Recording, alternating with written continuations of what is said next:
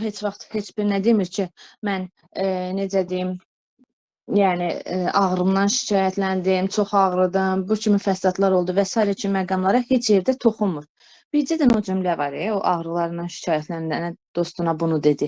Bir dənə ona görə gətirir testdə yazır ki, müəllifin ağrılarından şikayətləndiyi məqama yer verilir. Sən də onun nitqində görmürsən, götürürsən ki, yoxdur belə bir şey, demir. Axı təhkiyədə var o. Elə şeylərlə vurmağa çalışır. Ona görə mən bunu bilirəm, oxumuyorum və yaxud da ki, tam hazır. Sual-cavab əsasında həqiqətən görürük və yaxud da ki, sınaqlarda görürük ki, yox, möhkəmləndirməyə lazım olan bəzi məqamlar var. Orada dəfələrlə qayıtmaq lazımdır. Yəni, adam olur ki, sualı şübhə ilə cavab verir. Niyə şübhə olsun ki? Əksinə, sən onu tam dəqiq biləsən, hələ plus da əsaslandırasan ki, bu məqama görə belədir. Elə daha yaxşı olur. İstədiyiniz nəticəni də əldə edərsiniz inşallah o şəkildə. Məmlə, hər şey ekran görmürsünüz, düzdür? Yoxsa görürsünüz? Xeyr, görünmür mənim. Aha.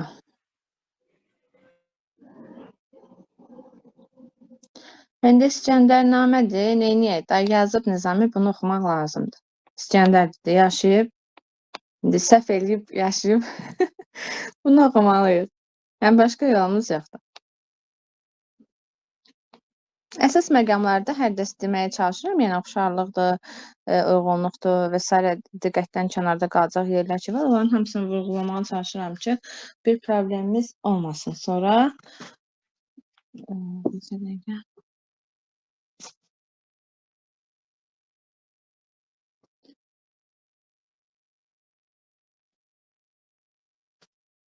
görünür? Görürsünüz, hə Məmlə? Bəli, mən görürəm. Aha, lap yaxşı. Sevinç müəllimə, sizdən başlayaq. Salam. Salam. Müəllimə, birinci hissə, ondan sonra ikinci hissənin sual-cavabı dururdu. Hansı başlıqdan idi? Bir dənə onu zəhmət olmasa. Buralarda, hə. Peyğəmbərliyə yetişməsi idimi, yoxsa səfərə çıxması idimi?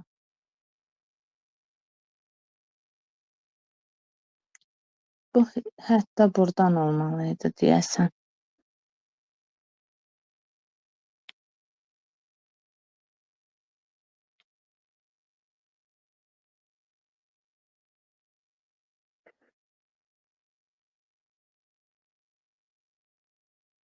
Yaxşı. Buradan davam edək. İskəndərin Peyğəmbərliyə yetişməsi. Deməli, Sevinç müəllimə, Allah İskəndərin yanına bir mələk gəlir. Hətta bunu qeyd edəcəm ki, testlərdə qasid olaraq da verirlər. Yəni, İskəndərin yanına gələn qasid bu kimi sözləri deyir deyəndə və yaxud da ki, qasidin gəldiyi məqamı ardıcılıqda versə, ondan mələyi götürəcəksiniz. Çünki əsərin özündə də mələyi qasid olaraq adlandırır. Yəni, bir yanlışlıq, bir məqam yanlış mübahisə bir hissəsi yoxdur. Hər iki halını versə doğru götürəcəksiniz. Mələk İskəndərin yanına gələndə nə deyir? Allahın ona necə buyruq göndərdiyini deyir.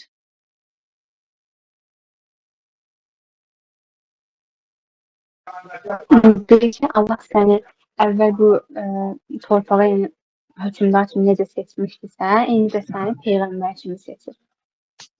Aha, bəli. Bəs müəllim, ondan istəyi nə olur? Sən deyir Peyğəmbərliyə yetişəndən sonra nələr etməlisən? Orada bir sayır. Deyir ki, bütün dünyanı gəzməlisən. Kim ki, yəni Allahsız yaşayır, Allahı tanımır, onlara Allahı tanımalısın və tanıtmalısan və onları dinə gətirməlisən. Aha, bəli. Yəni deyir ki, hər kim deyir Allahı tanımasa, onlara deyir Allahı tanız. Dinə dəvət elə onları deyir. Öz peyğəmbərliyini onlara aşkar elə. Yəni onları özünü qəbul elətdir. Onlara dini qəbul elətdir. Qoy dindar olsunlar, Allah tanıyan olsunlar. Onları deyirmi ki, zülmdən qırağa çəkəsən?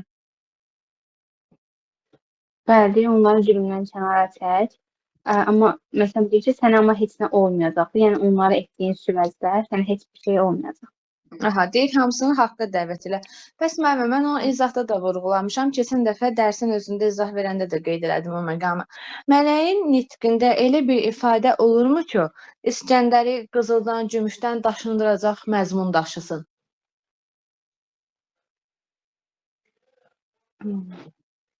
Nəbə müəllimə, siz cavab verə bilərsiniz suala? Amma orada bir şey var idi məndə. Deyir ki, nə mərhəmətin varsa canlıya göstər, yəni cansızlar üçün vaxt itirmə. Yəni bu elə məncə onun həmin fikrinə səsləşir hardasa. Bəli, məmmə, elə odur. Mən onu izah elədim dərsdə. Dedim ki, Mələyə İskəndərə Allahdan vəhiy gətirəndə deyir ki, sənin hər nə hörmətin varsa, çalış onu canlıya göstər. Cansız üçün çox vaxt sərf eləmə deyir. Bu nə deməkdir? Yəni İskəndər peyğəmbərlik səfərindən öncə təbii orada demək, yəni dünya səfərinə çıxır, yeni-yeni ölkələr əldə eləyir, vuruşur, döyüşür, qızıl, gümüş. Yəni bunlar üçün savaşır, düzdürmü? Məsələn, hökmdarları məğlub edəndə orada qeyd olunurdu ki, hə o xəzinə də əldə etdi. Yəni bu kimi məqamlar var idi. Hətta Nüşabənin nitqində də var idi ki, İskəndər qızıl gümüş üçün çox çalışır. Yəni onlar üçün nələrsə edir. Ancaq mələk deyir ki, Niqomaş da deyirdi hətta. bəli, artıq mələk deyir ki, sən deyir vaxtını o gərəksizlər üçün, o cansızlar üçün sərf eləməyəsən. Artıq deyirsən canlılara hörmət göstərəsən. Yəni canlılara yaxşılıq elə, onlara deyir haqqın yoluna dəvət elə. Bunu deyir. Məmmə bəs qızıldan gümüşdən daşındırmaq başqa kimin məsləhəti idi İskəndərə? Müsahibə də deyirdi onu. Sonra Niqomaş da deyirdi. Bəli, Niqomaşın dediyi nitq necə idi? Nüşabənin verdiyi dərs necə idi? Qısa tez onlara toxunaq. Və Nüşabə deyirdi ki, yəni bu lər zəvahirətdən süfrə düzəldən deyir ki, bunları yeyin. O da deyir, mən bunu yeyə bilməm. Bunda deyir ki, əgər bu lər zəvahirəti yeyə bilmirsənsə, niyə bundan ötürü yəni, dünyalara gəzirsən və müharibə aparırsan?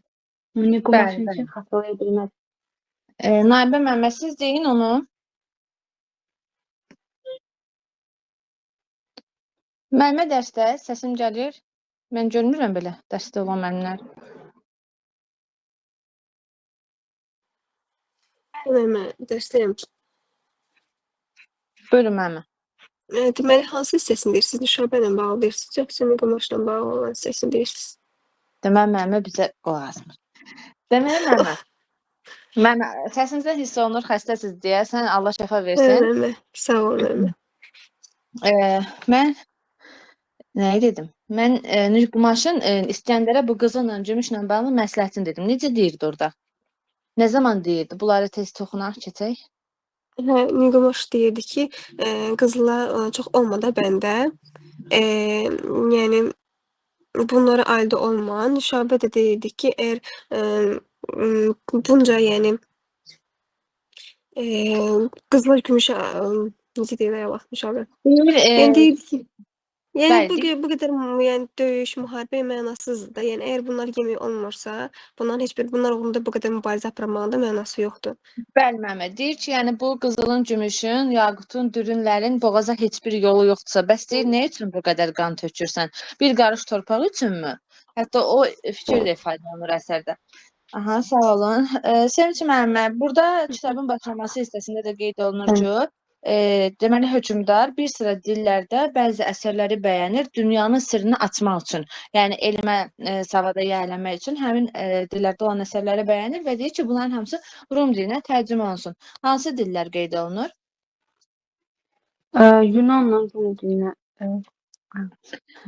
Baxın, müəllimə, bunlara diqqət edin. Olar ki, bunlar suallarda, sınaqlarda sual olsun. Pəhləvi, Yunan və Dəri dilində yazılmış bir çox əsəri, bir də fars dilində Şahanə dəftər. Yəni bunların adı qeyd olunur. Yaxşı müəllimə, deyir ki, Rüzgardan yeganə sağlam qalan kitab, bir kitab var idi. O kitabın adı necə qeyd olunur? İntiyahis idi, neydi o? Bəli, bəs müəllimə, Allah tərəfindən İskəndərə göndərilən kitabın adı nə idi?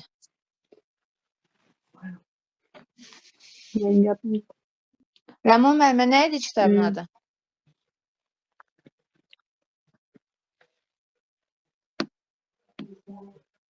Hə, müəllimə? Lalə müəllimə, siz deyin.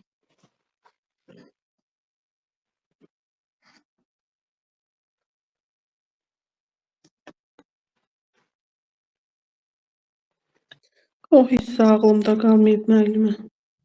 Burada heç Sidri Əzəm, belə bir kitab adına rast gəlmədiniz? Göndərilən kitabın adı, İskəndərə göndərilən kitabın adı Sidri Əzəm kitabıdır. Sifri Əzəmdir. Yəni bu şəkildə verilir kitabın adı və Rüzgardan sonra da qalan yeganə kitab İntiyah kitabı olmuşdu. Yaxşı müəllimə, İskəndər bu hissələrdə elmlə bağlı çox böyük bir addım atır.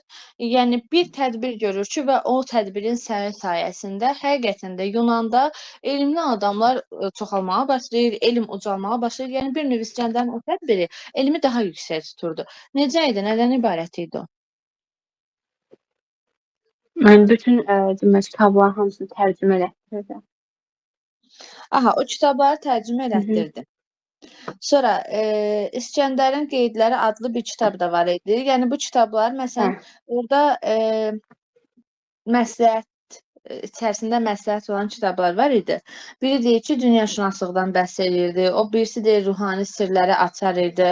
Biri deyir ki, onun əsasında Yunanlılar əbədiyyən yaşayırdı. Yəni yaxşı kitab idi. Biri İskəndərin Qeydləri idi və s. kimi kitabların adı qeyd olunur. Hətta deyir ki, bu İskəndərin Qeydləri var. Bax o kitabı oxuyan bu hissələrdə qeyd olunurdu. Burada. Deyir ki, o kitablarını oxuyan o qədər deyir yaxşı kitab idi ki, o qədər məsləhət var idi, içində o qədər məsləhət yer alırdı ki, deyir onun əsasında kimsə də kin olmazdı da. Hamı deyir çox yumşaq qəlbli olardı, mum kimi yumşalardı. Qəzəbdən, kindən əsər əlamət qalmazdı. Hamısı deyir onun yerində mərhəmət olardı. Yəni bu kimi hisslər, o pis hisslər mərhəmətlə əvəzlənmiş olardı. Və baxın bu hissədə də İntiyahın yeganə qalan kitab olduğu qeyd olunur. Mənim sizə verdiyim sualın cavabı isə müəllimə budur ki, deməli İskəndər bu kitabın başlaması hissəsində belə bir tədbir görür. Deyir ki, hər kimsə ucalmaq istəsə Rumda bu şəkildə ucala bilər. Yəni həmin adam elmli olmalıydı, bilikli olmalıydı.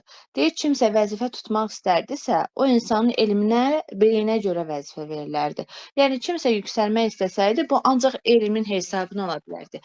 Və deyir bu tədbirin əsasında baxın bu hissələrdə həmin danışdıqlarım yer alır.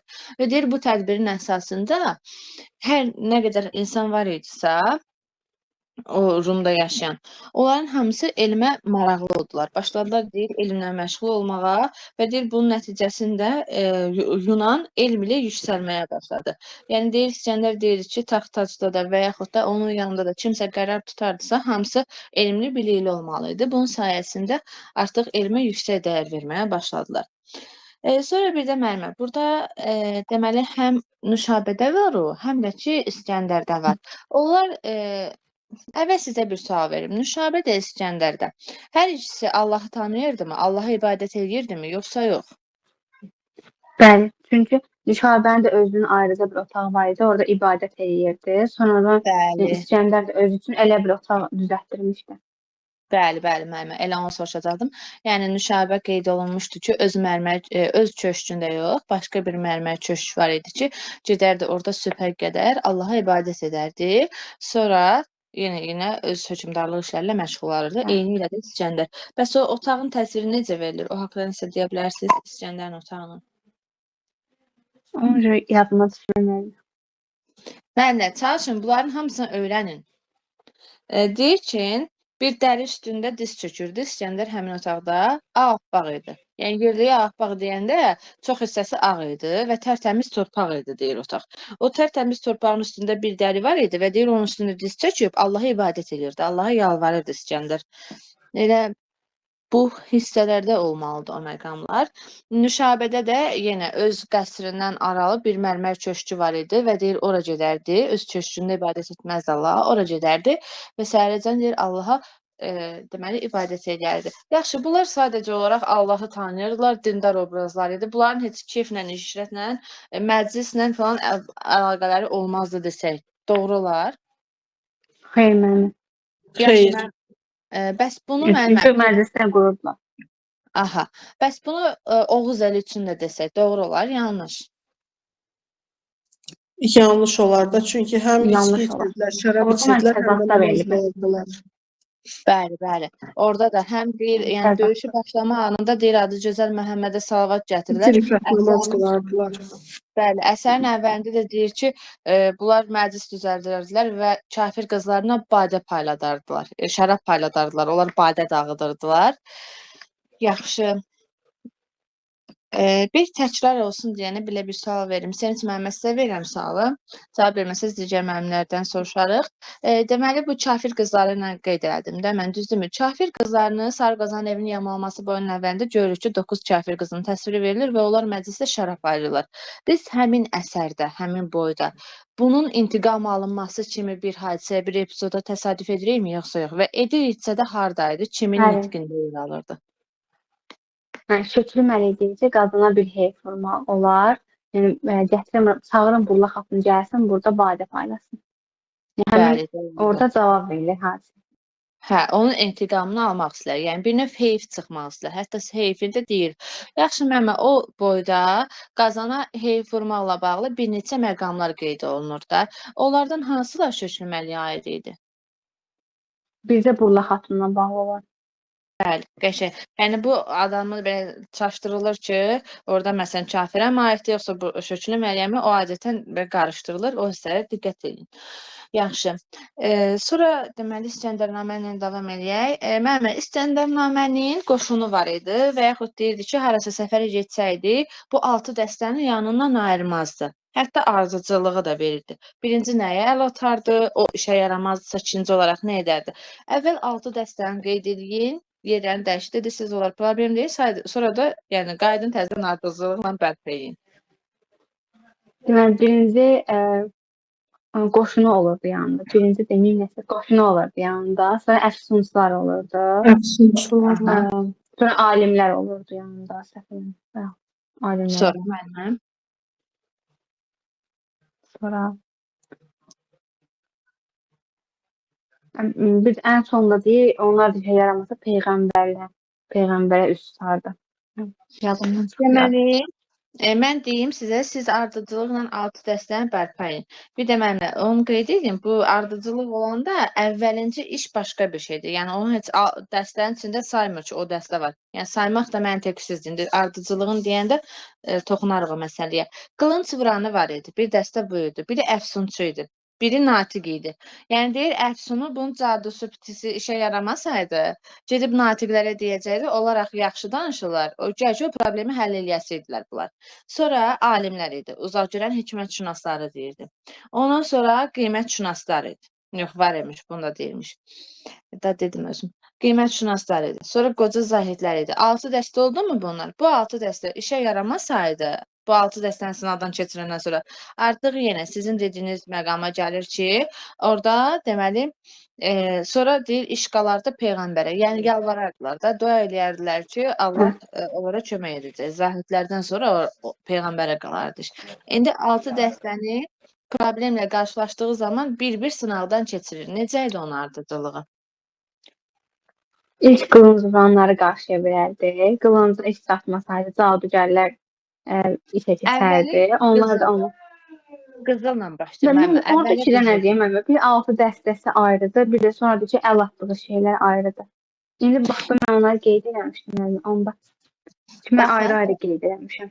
O 6 dəstə var. Əslində bu səfərə çıxanda ardıcılığı verilən elə 6 dəstənin özüdür. Sadəcə olaraq birinci hissədə toxunduğu yer ki var. Yəni birinci onun adınca deyir. Ardıcılığın demir. Deyir qiymətşünası var. Sonra deyir alimi, zahidi, natiqi, əfsunu, qılıncı var. Yəni buna toxunurmu altısına da? Zahidə də toxunur. Sonra deyir ki, ardıcılıqla başlayır. Deyir, əgər bir problemlə üzə gəlsəydi, ilk olaraq nəyə atardı? Üç qızıl əl atardı. Bəli. Qızıl da işə keçməsəydi, qılınca. Aha. Sonra? Qılıncın gücü çatmasaydı, sonra əfsunçuları yəni əfsunçular işə düşərdi. Əfsunçular işə düşməsəydi, gözəl nitqi ilə natiqlər işə düşərdi. Sonda alimlər də alınması, ən sonunda zahidlər. Zahidlər də olmasa peyğəmbər. Aha. Ən axırda da zahidlər gedib Allaha yalvarardılar. Bu da bir necə deyim, nəticə verməsəydi əgər, onda deyir artıq iş qalardı peyğəmbərlərə başlayardılar, dua eləyərdilər.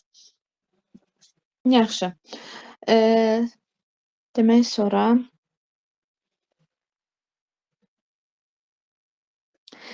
bəs mənə burada bir necə deyim, epizoda yer verilibdir. Müğənni ilə bağlı bir məclisin təsviri var. O məclisi tez danışın.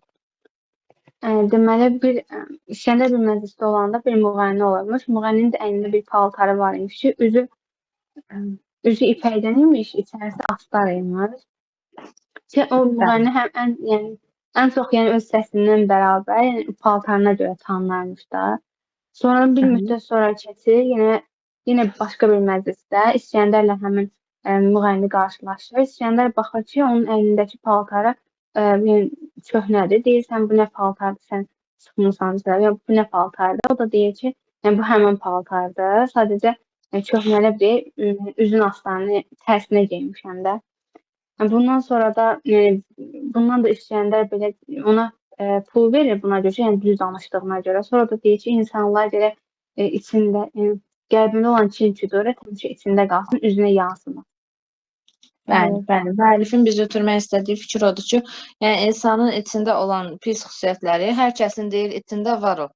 Yəni gərək zahirə ötürməyək, yoxsa çox pis olar. Bunu vurğulamağa çalışır. Yaxşı. Lalə müəllimə sizlə davam edək.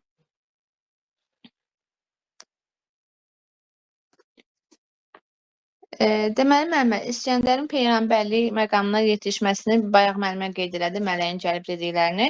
Onun qarşılığında İskəndər mələkdən bir şey istəyir. Deyir ki, bəs mənim möcüzəm hanı? Sən deyir, mənə deyirsən ki, get insanları dünyaya səfər et, insanları haqqa dəvət elə, yaxşılıqlar elə, qoy deyir, onlar Allahı, dini tanısınlar, səni də deyir, qəbul etsinlər. Bəs deyir, mənə bir möcüzəm olmalıdır. Əvvəl deyir, mənə yeriməyi öyrət, sonra da deyir, mənə yeriməyi istə. Mələk ona cavab verir və möcüzəsini bir-bir açıqlayır. Nədən ibarət idi o möcüzə?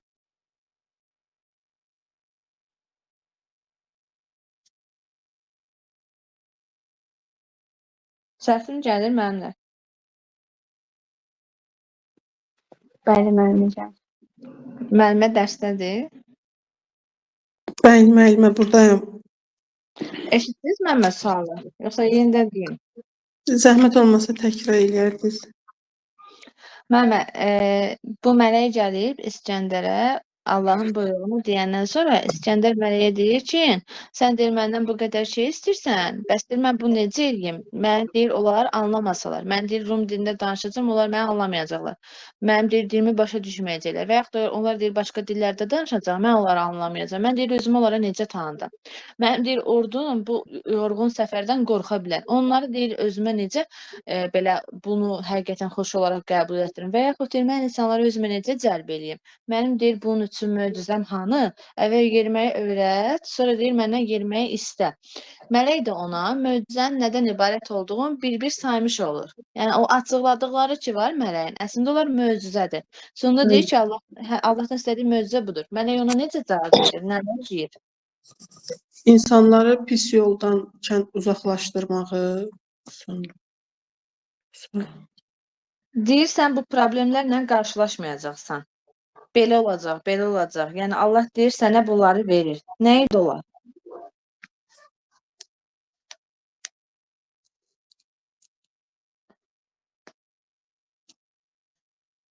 Naibə müəllimə, siz deyin bu sualın cavabını. Mələk deyirdi ki, sən hansı dildə danışsan, səni yəni başa düşəcəklər də. Sən öz dilində belə danışsan, sənin bütün tayfa başa düşəcək. Bir möcüzəsi bu idi. Yəni bütün dilləri biləcəksən. Həm onlar səni başa düşəcək, həm də sən onları başa düşəcəksən. Belə bir möcüzəsi var idi. Deyir ki, onlar nə danışsalar, bəli. Sən deyir, dilindən fərq olmayaraq, yəni fərq etmir də, nə danışsalar, hamısını biləcəksən. Və yaxud sən nə danışsan deyir, nə olsun ki, dili fərqlidir. Onlar səni anlayacaqlar. Sənin qarşına deyir, bir zülmət çıxmayacaq. Hər şey sənin üçün aydınlıq olacaq. Getdiyin yol deyir, işıqlıdır. Yox, əgər deyir, biri çıxsa qarşına, sənə deyir, zülm göstərməyə çalışsa, sən də deyir, ona zülm göstər. Sən də onu zülmətdə saxla. Yox, deyir, biri sənə xoşluq göstərsə, o insanı deyir, aydınlığa çıxar. Yəni, deyir, sənin Allahdan istədiyin ki, möcüzə var, o möcüzə budur, deyir. Heç kəs deyir, sənin itaətindən kənarda dura bilməz. Hamısı deyir, sənə itaət edəcək, hamısı sənə deyir, necə deyim, belə boyun əyəcəklər, sənin dediyin buyruqlara uyğun olaraq davranacaqlar. Yəni, deyir, Allahdan istədiyin möcüzə ki var, bax, o möcüzə bunlardır. O saydıqların möcüzə adlandırır. Yaxşı, müəllimə. Demək İskəndər səfərə çıxanda, mən İskəndər səfərə çıxanda hər şey xoşluqla mı edir? Yəni onu tanıyanların hamısı onu xoşluqla mı tanıyır? Yoxsa İskəndərin zülmə əl atdığı bir hissə olur? Və yaxud kimisə öldürürmü, kimisə yolunun üzərindən götürürmü? Lalə müəllimə, sizə sual verirəm. İskəndərin orada bir yaşlını təbiklədiyi hissə var idi. Bir hökmdarı asdırır müəllimə Qüdsdə. Bəli. Deyir ki, Beytül Müqəddəsə gedir İskəndər. Orada məzlumlar gəlir. O hissə haqqında danışın. Məzlumlar gəlirsə İskəndərdən nə istəyir? Məmmə, siz bu PDF-dən mi oxumusunuz, yoxsa necə?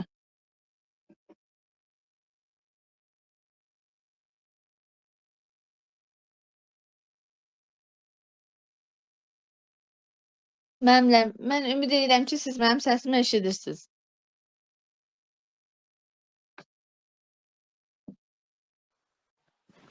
Bəli, Mənim müəllim, eşidirik. səslənir.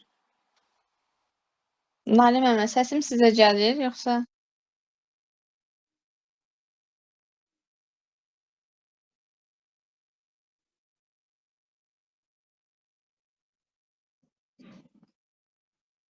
Müəllimə dərsdədir.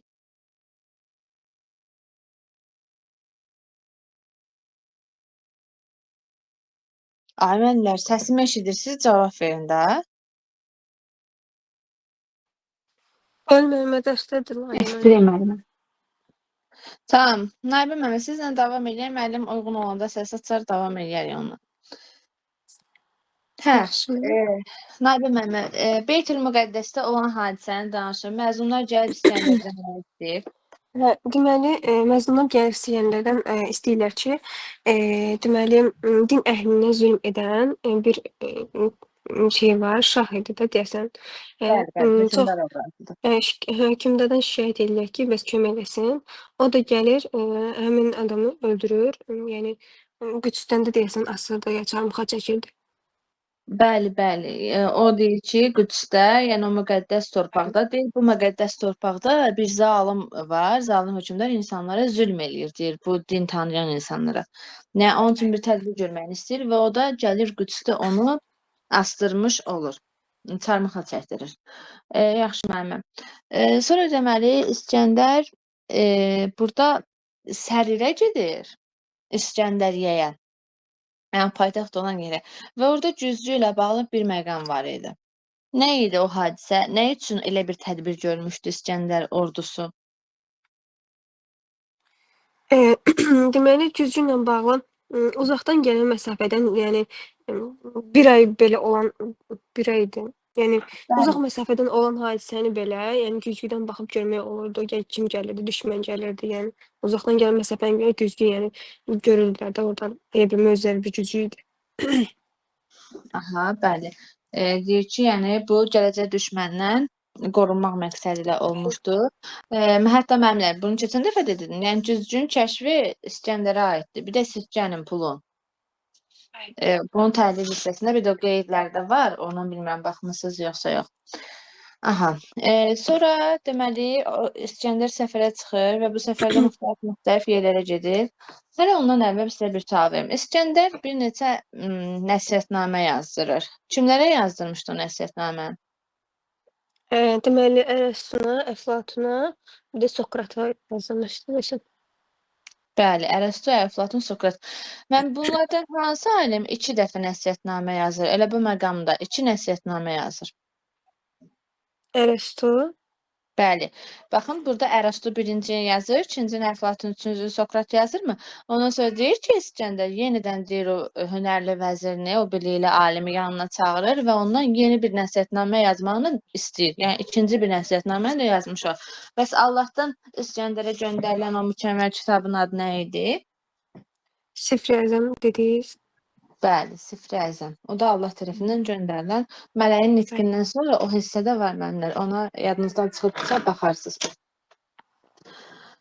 Yaxşı. Mən sizə belə bir sual verim. təhlillə bağlı tez-tez düşən məqamlardır. İskəndər tamamilə tarixdən götürülmüşmü bir obrazdır? Yəni necə isə o şəkildə məşq olunub, yoxsa Aa, müəllifin təxəyyülünə yer verilib? xeyr, müəllifin təxəyyülünə yer verilib İskəndər obrazı. Bəli, Mükəmməl deyil. bəli. Bəs müəllif İskəndərin qüsurlarını gizlətdir, yəni onu tam mükəmməl bir obraz olaraq təsvir eləyir desək. Xeyr, səhv olar. Bəli, Yəni yəni müəllif qüsurlarını gizlətmir. bəli. Müəllif onun qüsurlarını gizlətmir. Yəni qüsurlarını da əksəriyyətləşdirmiş olur. Məsələn, Tamahı qüsurunu gizlətsəydi, heç deyərmi ki, Tamahı ona qalib gəldi. Əksinə elə bir təsvirə yer verməzdi. Yaxşı, bu Bəli. Tamahının İskəndərə qalib gəldiyi məqam hansıdır? Bu hər tərəfin gümüş olan hissəsində Qasid Aha, Gəlir deyir ki, danışın hər yer oranı. Bəli, Qasid Gəlir deyir ki, burada hər yer gümüşdəndir də. Yəni istədiyiniz qədər apara bilərsiniz, ancaq qoşununuza xəbər verməyin. Yəni qoşununuz ağır olar, yəni gedə bilməz. O da zaten qızılı, gümüşü hər şey var idi. İşte birinci fikirləşir götürməsin, sonradan tamah güc gəlir, 2 çuval deyəsən yüklədir özünü. Amma qoşununa xəbər vermir. Aha, bəli. Məmməd İskəndər gedəndə taxtı kimə tapşırır? Öz yerində kimi qoyur? Taxtı oğluna, Bəli. oğlunun da anasına tapşırır. E, aha, taxtı oğluna tapşırır. Necə tapşırır? Yəni özündən sonra gedəndə taxtı oğluna əyləşdirir. Oğlu olur taxta. Ölkəni, xalqı, elə oğlunun özündə, bunların hamısını da tapşırır Anasına anasına. tapşırır. Anasından nə istəyir Məmməd İskəndər? Deyir ki, belə davran, sonu yəni bizim üçün xəcalətli olmasın. Deyir ki, ədalətli ol, xalqın canına yan, yəni qeydinə qal. Yəni ədalətlə iş gör ki, mən qaydanda da, yəni mənim hörmətimi saxlasınlar da. Aha, deyir ki, ata kimi deyir bu xalqın himayəsində ol. Yəni onları deyir qoru. Bir ana kimi də dərdlərinə həqiqətən necə deyim, yəni fikir verməyə çalış. Onların dərdi nədir? Bunu bil, öyrən, xalqın əlindən tut. Bunları istəyir. Deyir ki, çalış ki, həmişə xeyir əməlindən ucalasan. Sən insanlara xeyirxahlıq edəsən. Və deyir, elə et, mən deyir, qaydanda utanmayım. Nə mən, nə də sən deyir, bu xalqın qarşısında xəcalət çəkməyək. Aha. Bu mənim həqiqətən Sultan Səncər və Qarıda Qarının istədiyi şah obrazına aid olan əlamətlər idi, düzdür? Yəni belə deyə bilərik. Qarı istəyi bu idi Qarının. Bəli. Aha. Deyə bilərik, bəli. Daha sonra artıq başlayırıq. İskəndər səfərə çıxır. İskəndər səfərə çıxanda neçə min pəhləvan, neçə min dəvə götürür? 100 min pəhləvan götürür, dəvələri bilmirəm. 100 min pəhləvan, 4 min də dəvədir. Hətta mən baxın burada Bisrə cinsinin də adı çəkilir. Mənim Bərdə əvvəl necə adlanırdı? Evdə H ilə başlayırdı. Bəli. Keçən dəfə dedim, bu dəfə yadıma olacaq. Hərum. Hərum Harun, adlanır. Harun. Bəli. Burada məmlə ilk əvvəl deyir ki, bu ölkəyə sahibi yolunu. Hansı ölkənin adını qeyd edir? Necə? Hansı hissədə? Deyir ki, İskəndər ilk əvvəl yolunu bura saldı. Ölkə olaraq nəyin adı? Hansı ölkənin adı qeyd olunur? Məğrib idi. Bəli. Məmlə bu hissə biraz qarışıqdır. Bir dəqiqə Çox. hardadır? Bura haradır? Müəllimə, məğrib ölkədir yoxsa tərəf kimi düşünürük? Necə? Məğribi ölkə kimi düşünürük, yoxsa istiqamət kimi? Məğrib adətən şərq-qərb kimi qəbul Məmlə edilir. istiqamət Əsərlər. olsaydı, çox güman bunu yəni kiçiklə yazardılar. Böyüklə yazıblar. Yəqin ki, bir ölkə. Hətta bir məqam var, mən onu indi sizə də göstərirəm. Bu öz yurduna gəldi deyəndə yenə qayıdır onu məğrub olaraq yazır. Deyir öz yurduna məğribə gəldi. Yəni belə verir. Baxın, Misirdə Sonra Misrə İskəndəriyyən gedir. əvvəl deyir yolu məğribə salır, sonra deyir ki, Misirə gəlib orada 2 gün qaldı. Bir hissədə də var, məğribin adı çox yerdə çəkir. Orada deyir ki, İskəndər deyir, artıq öz yurduna məğribə qayıtdı. İndi mən bu araşdıraram, hətta mən bir dəfə burada dəniz var, deyir, suyu üzdə qalsa müəlləq, suya batsa müəyyəb olur, qırmızıdır. Təsəvvür edin, müdafiəm olanda onu araşdırmışam ki, görüm qırmızı dənizmi nəzərdə tutur, yoxsa hansı dənizi nəzərdə tutur bu. O da yəni həqiqətən tam olaraq bunun tam belə 100% bu budur demək doğru olmaz da. Çünki biraz mübahisə yaradır. Hətta keçən dərs sizlə yadınızda mənimlə müzakirə elədik. Gənclərə nəsihət əsərini. Ki, hansı janrda yazılıbdır? Bizim əlimizdə olan məlumat məsnəvi formasında yazılmalıdır. Janrı haqqında bir dəqiq məlumatımız yox idi. Mən sonra onu araşdırdım. Hətta orijinala qədər araşdırmağa çalışdıq ki, başqa bir müəllim vardı, çox sağ olsun, köməyə keçdi. Yəni, o fars dilini bilir o müəllim. Mən fars dilini bilmədiyim üçün orijinaldan təbii heç bir məlumat əldə edə bilmərəm. O müəllimlə araşdırmağa çalışdıq. Düzdür, müəyyən qədər şübhəli məqamlar var. Yəni, ona qədər dedim ki, tam öyrənənə qədər sizə deməyim, amma hələlik olan məlumatı deyim, bölüşüm sizlə. Yəni, çox müəllim deyir ki, hətta internetdə də ona baxdım, bir müəllim, hazırlıq keçən bir müəllimdir çox güman. Yəni, bir repetitor yazıbdır ki, bu əsərin janrı məsnəvi janrıdır. İndi bu mənim əlimdə mənbə yoxdursa, mən necə onu söyləyəm tam dəqiqliklə deyim ki, məsnəvi janrındadır. Yəni, ən azından bizdən qat-qat böyük olan və yaxud daha çox bu işin içində olan müəllimlər yazırlar ki, bu məsnəvi formasında, məsnəvi şəklində yazılandır. Biz onu araşdırdıq orijinalından. Müəllim də sağ olsun bildikləri mənlə bölüşdü. Dedi ki, yəni bu orijinalında 70% belə bildiyimiz məlumat budur. Çünki tam dəqiqini yenə sizə deyərəm. Qəsidə şəklində yazılmış bir əsərdir. Bunu bizim dilimizdə tərcümə edəndə məsnəvi formasında tərcümə ediblər. Yəni deyir, burada tərcümə əsasında nələrsə dəyişmiş olur. Qafiyəni də dəyişdirə bilərlər. İndi o Azərbaycan dilində olan sözün qafiyəsi ilə fars dilində olan qafiyəsinin sözü birə-bir eyni olmaz ki, bu fərqlilik ola bilər də təbii halda. Bu poemalarına daxil deyil də gənclərə nəsihət. Mən Əfsərdin Xəqaninin Gənclərə Nəsihət əsərindən danışıram. Məsəllər xəzinəsindən Yox, ona deyirəm ki, Xəqaninin də 2 dənədir də, Mədain xarabələri, biri də Töhfətül İraqin. Ora daxil deyilsə, poema sayılmır da onda. Yox, Məncə təbii poema ora deyildi, daxil deyildi deyə yadımdadır. Xeyr, sadəcə olaraq o hissəni verirlər. Poema içərisində, yəni oxuduğum mənbələr əsasında onun poema içərisində olduğunu görməmişəm hələ ki. Elə müstəqil bir əsər olaraq veriblər. Yəni o müəllimlə də araşdırmağa çalışdıq. Müəllimlə belə nəticə çıxardıq ki, qəsidə janrında yazılıbdır. Bu əsər bizim dilimizə tərcümə ediləndə hətta tərcümə olunan müəllifin adını da götürmüşdük, amma mən unutdum hal-hazırda. Baxıb deyərəm sizə. Tərcümə olunanda, yəni bu bizə məsnəvi şəklində gəlibdir. Sırf onun məsnəvi janrında yazıldığını bir o qədər dəqiqliklə deyə bilmərik. Hətta bir kitabda da məsnəvi olduğu üçün ABB şəklində qafiyələnib sözü keçir. Yəni yenə onları əlimizdə necə deyim, belə orijinaldan daha yaxşı bir mənbə olmalı. Araşdırmalar azdır da, yəni. Samballı araşdırmalar az. Yəni o daxili qafiyəni də araşdırdım. Mən istəyirəm ki, bir söz necə deyim, əsası deyiriksə, bir şeyin üzərində dayanırıqsa, bunu tam dəqiqliyinə, yəni tam dərinliyinə qədər gedək, sonra deməyək ki, yarıda buraxmayaq da, sonra deməyək ki, hə, ayda bu şübhəli ola bilər, mübahisəli məqam ola bilər. Elmi nəzəriyyə kitabı var. O nəzəriyyə kitabına və yaxud başqa nəzəriyyə kitablarından öyrəndim. Sığmaz Amqəzəndə daxili qafiyə var. Yəni, zat iləyəm, nəbat ilə, yox, zat iləyəm, sifat ilə, cür-şəkərəm, nəbat ilə. Bunu sayıram eyni yerə düşür. Yəni, daxili qafiyənin tələblərini ödəyir də, düzdürmü? Mən deyirəm ki, daxili qafiyə var. İndi hansısa testdə olmazını götürərlər. Artıq, necə deyim, burada fikir ayrılığı yaranır da. Biri deyir var, biri deyir yox. Onun üçün subyektiv fikirlərə, necə deyim, şəxsi təhlillə yanaşan şeyləri çalışıram ki, deməyəm. Yəni, onlarla fikrinizi yayındırmayam. Ola bilər ki, hansısa müəllif onu götürməyə bilər. Amma fakt tələbləri gözlənilir. Uyğunluq var burada. Niyə də götürülməsin? Ona görə çalışıram ki, o məqamlara bir o qədər keçməyək. Yəni, necə qəbul edibsə, elə də gedək. İndi görək axırımız necə olur. İnşallah yaxşı olar. Yəni, mübahisə məqamının heç bir test mövzusu olmur. Mik sualı olmur. Vaxtınızı aldım, üzrlüsən. Biz hərdən getdik, çıxdıq ora? Məğribdən. Məğribdən getdik. Onlar baxarsınız yenə, məncə Məğrib, Məşriq, Şərq, Qərb deyə gedir. İnşallah yenə baxarsınız. Çünki bildiyim qədər Məğrib Qərbdir, o da Makedoniyada Avropa tərəfdir də, Qərbə düşür.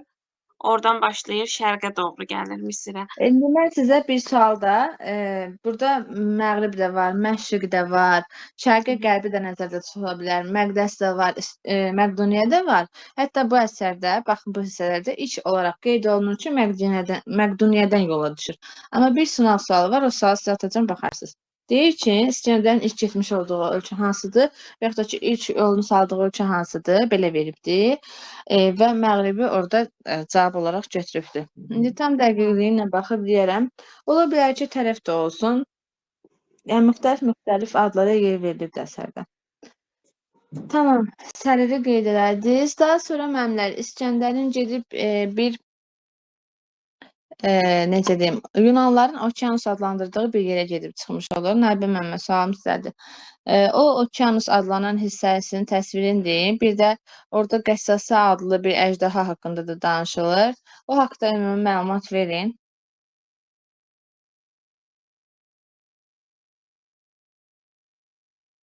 Nayibə müəllimə eşidirsiniz? Bilməm, eşidirəm. O hissələr yadımda qalmıyor bilməyimə. Ləman müəllimə siz deyə bilərsiniz.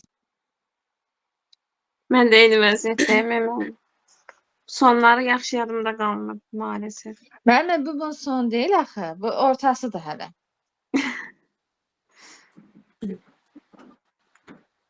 Ay müəllimə, birinci dəfədən İskəndər nə günə qoydunuz siz? Yaxşı. İskəndər əvvəli dənizdən keçir. Sonra gedir o səhraya çıxır. Səriri filan təsvirini qeyd elədiniz. Beyt-el Müqəddəsə atını sürür. Orada o açılan torpaqda məzlumlar gəlib bunun yanına bundan kömək istəyirlər. Gedir Qüdsdə o müqəddəs yerdə o paç evi napaçdan təmizləmək məqsədi ilə o hökmdarı öldürür. Ondan sonra yenə İskəndərin burada qısa verilir, yenə dənizə, sonra səhraya getdiyi məqamlar olur. Sonra deməli, bax bu Okeanus onun ikinci dəfə dənizə getməyinin təsviridir. Yəni ondan əvvəl bir dəfə dənizə gedir, orada yəni elə təsvir olunur da, su olan bir məkana getmiş olur. 3 ay orada qalır. Ondan sonra Məğribə gedir. Deyir atın Məğribə sarı sürdü. Daha sonra yenə gəlir, çıxır bir səhraya. Orada da nə bilim müxtəlif vəhşilər, insanlar, canlılarla qarşılaşmış olur. Görür ki, bunların hamısı dağlıdır. Ondan sonra yenə böyük bir düzənə və nəhayət gəlir Yunanların demiş olduğu o Okeanus adlanan hissəyə çıxmış olur. Deməli, bu Okeanusun suyu fərqlidir. Digər dənizlərdən fərqlidir. Baxın, bunu nəzərdə tuturdum bayaq. Deyir ki, əgər su çuxura dolarsa, yəni dibdə qalarsa, bu zaman deyir onun suyunu adlandırarlar müəyyəb. Yox, əgər yerin üstündə qalarsa, buna müəllər deyərlər. Və deyir ki, bax, bu dənizin adı Mühit adlı bir böyük dənizdir. Adı Mühit olaraq verilir əsərdə. Gözləyim mən bu hissələrdə tapım göstərim sizə. Baxın bu hissələrdə. Hansı? Demək. Burada. Mühit adlı bir dənizə gəlib çıxmış olur və su haqqında da təsvirini verəndən sonra yəni bu haqqda danışmış olur, geniş şəkildə danışır. Ondan sonra başlayır orada biz bilirik ki, İskəndər gedəndə yanında bilici adamlar götürmüşdür ki, həmin bilici adamlardan keçmiş olduğu yerlər haqqında bir məlumat öyrənsin. İskəndər o adamlardan, bu bilicilərdən, bələdçilərdən öyrənir ki, yəni bu dəniz haqqında ona məlumat versinlər və həmin bilici adamlar dəniz haqqında ona məlumat verəndə deyir ki, bu dənizin suyu o qədər ağırdır ki, hətta civə tək ağırdır. Yəni deyir, bu dənizin suyu o qədər ölkələrin, o qədər orduların yolunu kəsibdir ki, eləcə də sizin. Və deyir ki, dənizdə Qəssasa adında bir əjdaha var. Yəni o əjdaha da göründüyü zaman deyir, heç kimsə ona necə deyim, belə qarşı dura bilməz, insanları, orduları məhv edə bilər. Sonra İskəndər soruşur ki, həmin bilikli adamdan. Deyir, bəs bizim bu ordu ilə gəmilərlə o dənizdən keçməyimiz mümkündürmü? Hansı yola əl atsaq deyir, buradan keçib gedə bilərik. Bələdçi deyir ki, gəmilərlə bu dənizdən keçməyiniz qeyri-mümkündür. Çünki deyir, su ağırdır. Yəni o gəmilər, o ordu bu dənizdə bata bilər. Ondan sonra da ordunun başına nə gəlmir, o haqda danışmır. Keçid edir başqa bir hadisəyə. Yəni Okeanusun təsviri belə verilir əsərdə. Nayibə müəllimə, İskəndərin o zirvədə olan saraya gedişi var. Bu haqda danışın, Şəddadın sarayı haqqında. Bəli, qoşunla gəlir Şəddadın sarayına. Görür ki, hər yer qızıldır, gözəl nemətlər var. Yəni heyran olurlar. Sonra gəlirlər, əl atıb götürmək istəyirlər. Desən qoşunla zərər çəkir, yoxsa bu Başqa Nə, tayfaya aid idi. meyvəni dərmək istəyir, yerində dayanır. O birisi quzunu tutmaq Qıc istəyir, olur. qızını. Bu isə Yox, o xoşbəxtlər bəli, ölkəsinin bu təmsilinə aiddir. Şəddada aiddir. Hə, xoşbəxtlər ölkəsinə aid idi. Hə, gəlirlər sonra Şəddadın, deyəsən, məzarına gəlib çıxırlar. Orada yazılır, İskəndər də orada olanlar oxuyur. Sonra Şəddadın deyir ki, istədiyin qədər bu qızıldan götürə bilərsən. Ancaq yəni bil ki, sənin də yaşamın bu qara torpaqda da yəni sən də öləcəksən. Yəni bunların heç bir mənası yoxdur mənasında. İskəndər də bunları oxuyur, ağlayır. Ona görə də oradan heç nə götürmür. Bəli, ordusuna da əmr edir Başına ki, da götürmüş. heç bir meyvə belə dərməsinlər, Bəli. çıxsınlar, getsinlər. Bəli, orada 2 qəbir var idi. Şəddadın qəbri, yəni 2 qəbir olaraq qeyd olunur əsərdə. Və deyir ki, qəbirlərin üzərində bir lövhə var idi. Lövhədə sözlər, sizin dediyiniz hissələr qeyd olunur. Deyir ki, düşün ki, sən də nə zamansa öləcəksən və sənin də qəbrin hansısa atın tapdağı altında qalacaq.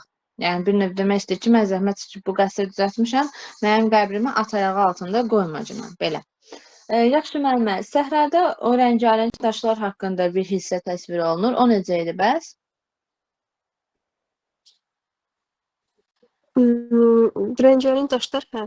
Deməli, onlara baxanın gümrü tuturdu deyəsən. Aha, ölürdülər. Gözləri qamaşdırırdı.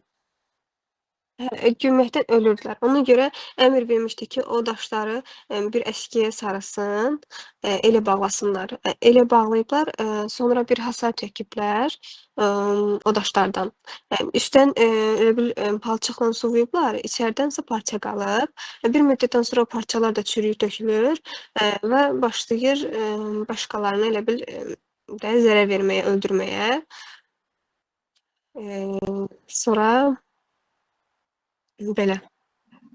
Bəli, Sonrasında orada qəsr ucaldılar müəlliməm. Hətta İskəndər əmr edir ki, gedib daşı gətirəndə əvvəl sınaq üçün adam göndərir, onlar həqiqətən ölürlər. Sonra deyir ki, gedəndə bunlar dəsmal aparsınlar parça, daşı sarsınlar, gətirsinlər də gözə görünməsin. Qəsri də elə ucaldılar, sizin dediyiniz şəkildə. Sonra içdə olan tökülür, çürüyür parçası tökülür. Artıq öz rəngi qalır. Hətta mən bunu izahda da demişəm. Keçən dəfə dərsdə də demişdim. İndi də deyirəm. Bir hökmdar obrazına yer verilibdir bu əsərdə. O hökmdar obrazı İskəndərin qəsrinin var olduğuna inanmır. Bax, bu rəngarəng olan daşdan ki, qəsr var, ona inanmır. Bir adam göndərir sınavdan keçirmək üçün başqa bir hökmdar obrazı. Həqiqətən onun adamın başına o hadisə gəlir. Axı dəsmal çürüyübdür. Deyir, qalxır qəsrin başına və daşı görəndə həyatını itirir. Ondan sonra artıq o hökmdar inanmış olur.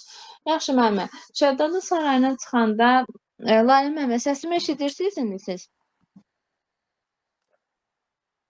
Lalə müəllimə yoxdur, dərsə desin. Tamam, siz cavab verin.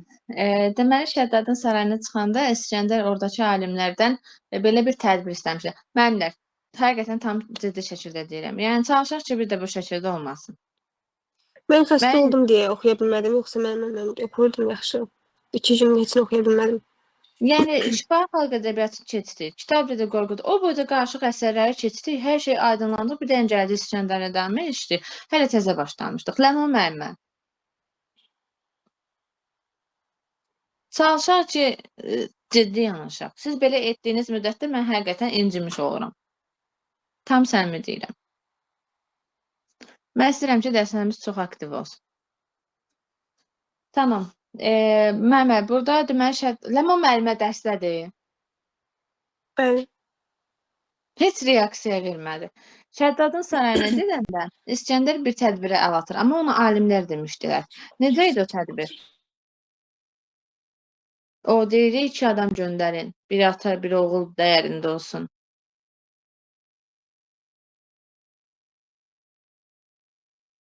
Müəllimə eşidirsiniz, Nabə müəllimə?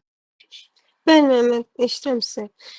Deməli, 2 adam məsləhət bilirlər ki, bir oğlu, bir də atasını göndərsinlər. Oğlun əlində bir dəftər olsun ki, atası gedib oranı görsün, qayıda bilməsə, bir dəftərdəki yazılanları oğluna versin, oğlan da çatdırsın şaha. Belə bu cürdə elə razılaşırlar və bu cürdə əməl edirlər. Atası gedir, oranı görür, əzab-əziyyətli yol olur. Oradan keçirlər. Atası keçir və yazır, oğluna verir, oğlu da yazılan naməni gətirir şaha. Demək İskəndər özü oxuyur, ancaq qoşununa xəbər vermir. Orada da yazılmışdı ki, atası yazılmış ki, mən çox əziyyətli yollar ikisini gəldim. Deməli, sonra mən elə bir yerə çatdım ki, bura yəni cənnətdən də gözəldir. Ona görə mən elə bir də təzədən qayıtmaq istəmirəm arxaya. Çünki buralar çox gözəldir. Bir də mən o qədər əziyyətli yolu niyə qayıdım, özümə əziyyət verim ki? Bəli, Ona bəli. görə orada Mənim qalmaq istəyir. bir məqama toxundunuz. Yəni çox da yaxşı elədiniz. Onu zaten sual verəsiydim mən sizə. Dediniz ki, ordusunun yanında oxumur. Düzdür, ordusunun xəbəri olmur ona. Niyə İskəndər elə edir ki, yəni ordusuna məlumat vermir bu haqda? Çünki ordusu da bilsəydi ki, elə bir qəşəng yer var, elə bir gözəl yer var, yəni onu atıb gedərlər orada yaşamaq hər halda. Bəli, yəni tək qalmaqdan qorxurdu. Bəli. Ordudan bıraq qalmaqdan qorxurdu. Yaxşı, əsas məqamları soruşum. Bəli, bitirək bu İskəndəri.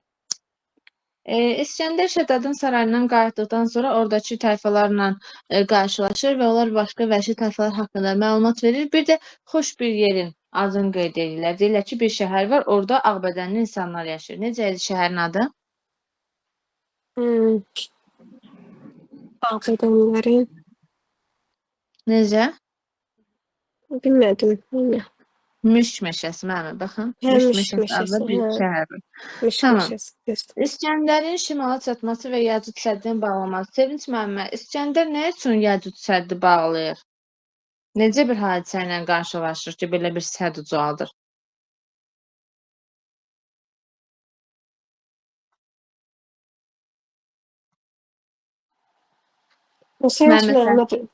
Sevinç müəllimə konuşdursa, o da deyəsən dəstə deyil. Dərsdə kim var bəs? Ləman müəllim və siz. İskəndərnamə sizə baxır. Ay Allah. Əsəbləşdim nəsə. Yaxşı müəllimə, siz deyin. Qoşuldu müəllimə. Sevinç müəllimə, eşidirsiniz səsimi? Müəllimə dərsdə deyil. Bəli, müəllim. Dərsdə. Müəllimə çıxmışdınız dərsdə. Sol Yox idi, çıxdı sizə müəllim. sual verdim. Nəsə oldu birdən çıxdı müəllimə. İndi Aha. qoşula bildim. Tamam. Dedim ki, necə olur ki, İskəndər Yəcud səddi ucaldır?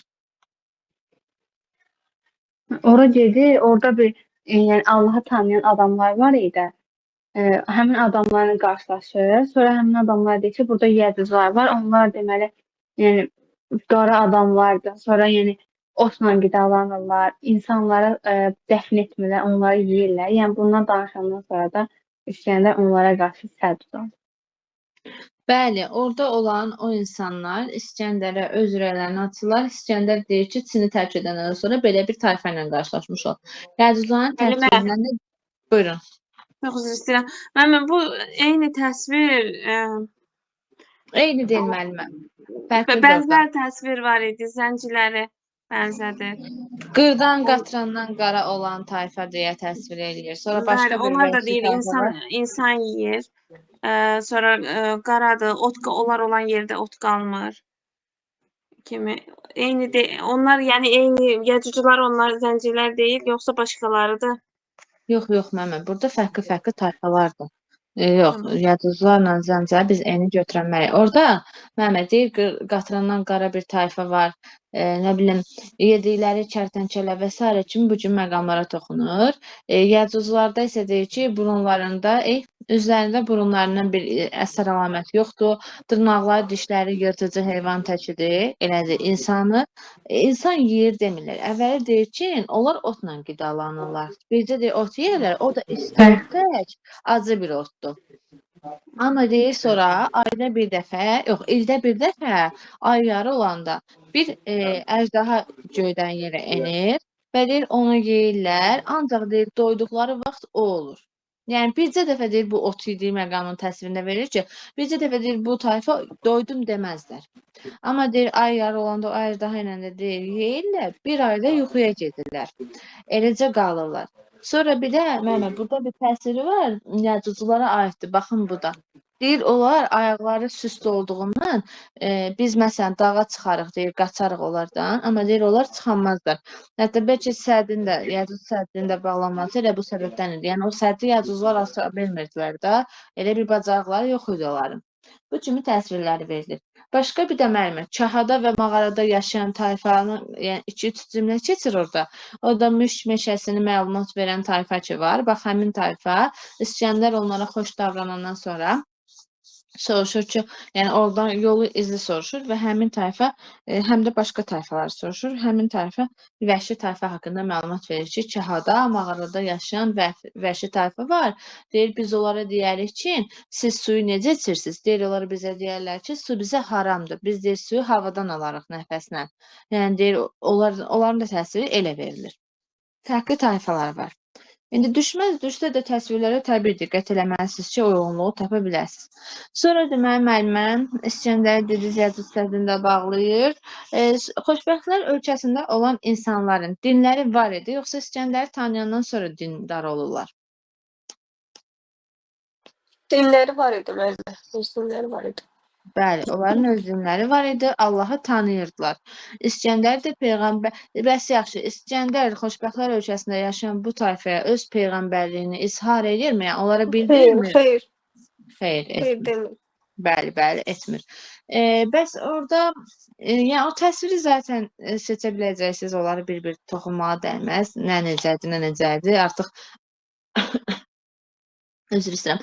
Nə varsa xoş, hamısını deyəcəksiniz ki, daha xoşbəxtlər ölkəsində var. İskəndər oradakı olan adamlardan Sevinç müəllimə soruşurmu səbəbin ki, niyə belə etmisiniz? Niyə sizdə qıfıl yoxdur qapılarda? Niyə bir çobanınız yoxdur? Və soruşur ki, niyə bunlar həmsini, yəni əlinizdə olan nemətləri niyə boş-boş buraxırsınız? Yəni başsız buraxırsınız. O da bilir ki, yəni bizdə bunu heç kim bunu oğurlaya bilməz bizdən. Bunu da əvvəldə görmüşdünüz. Çünki bir nəfər meyvəni dərmək istəyəndə iflic olur. O birisi də qoyunu tutmaq istəyəndə qızdırma tuturdu. Ona görə də yəni İskəndər başa düşür ki, bunların var dövlətdən toxunmaq olmaz. Yəni Aha, bəli. Sonra İskəndərin artıq xəstə. İskəndər hansı xəstəlikdən dünyasını dəyişir? xəstəyin adı qızdırma oldu. O xəstəyin adı yox idi. Aha, bəli. Yoxdur, elə qızdırma olaraq verilir. Aha. Məmmə, İskəndər hansı fəsildə dünyasını dəyişir? Payızda. Payızın təsviri olunur. İskəndərlə müəllifin oxşar bir xüsusiyyəti var idi. O hansı idi? Hər şey əlas tapsa da bunu tapa bilmirdi. Yox, müəlliflə İskəndərin bir oxşar cəhəti. Naibə müəllimə deyə bilərsiniz?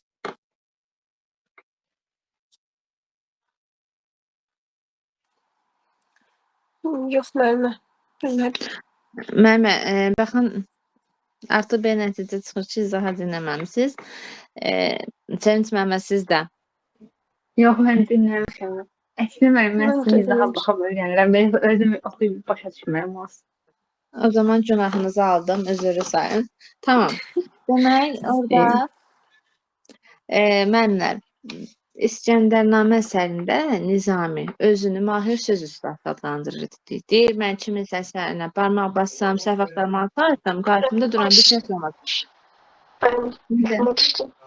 Aha, bu gün məqamları demiş olur.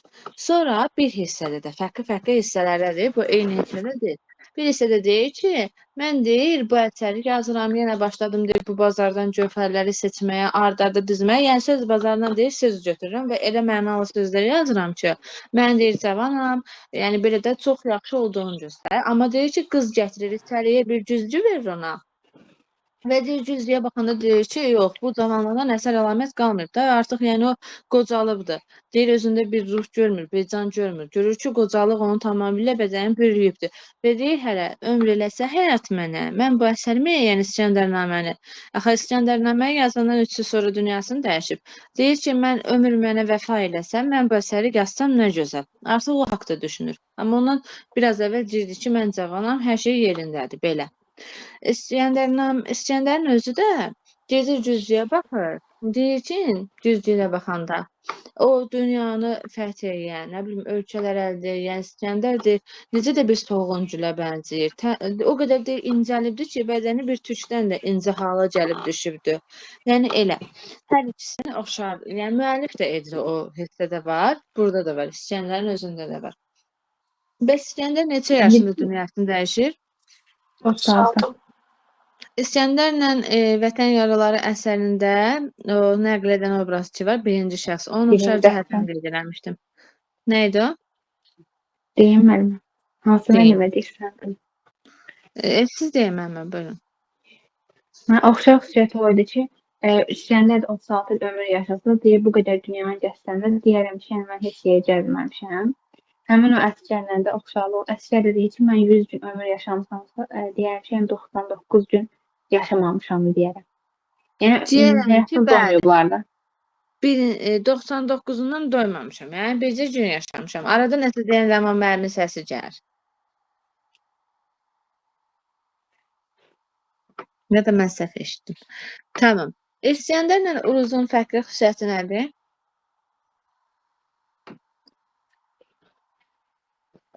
İskəndər deyir ki, mənə yas saxlama anasını. Yəni Uruz da deyir ki, mən gördünüz ki, 3 saat sonra gəlməsəm, bütün oğul verir mənə yas saxlasın, anam qara geyinsin. Bəli, bəli. Deyir ki, mənə yaz saxlasın. Yaxşı. Müəllimə, İskəndər vəsiyyət hissəsində dünyanı necə fəth etdiyini, haralara getdiyini, kimin yerində, məsələn, Şeyx Xosrovun adını çəkir, Sipahın adını çəkir, deyir ki, içinə getdim, bunu etdim, Firudin adını çəkir. Bu kimi məqamlara toxunur. Bəli. Ümumi nə etdiyini. Nə varsa hamısını danışır. Aha, Nə daranda edirsən bəli, hamısını müəllimə, qeyd edir. Yaxşı, İskəndərin anasına məktub yazması. Özünmü yazır məktubu? Rumlu Yox, bir nəfər var. Katib.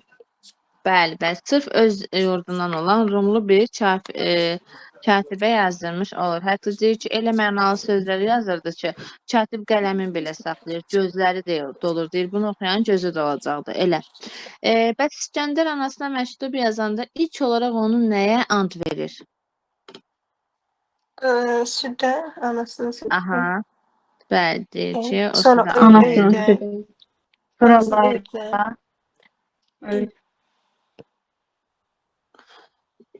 Məmlə, səs ikisi də bir anda gəldikcə mən Sonra eşitmədim. dünyadan gəz getmiş övladı. Aha.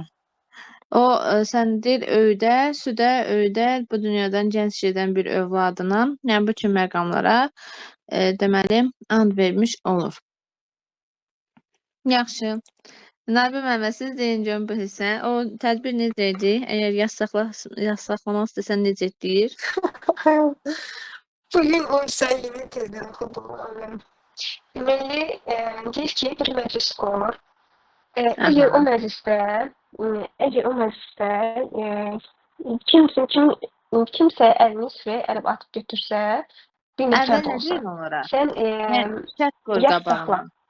Ancaq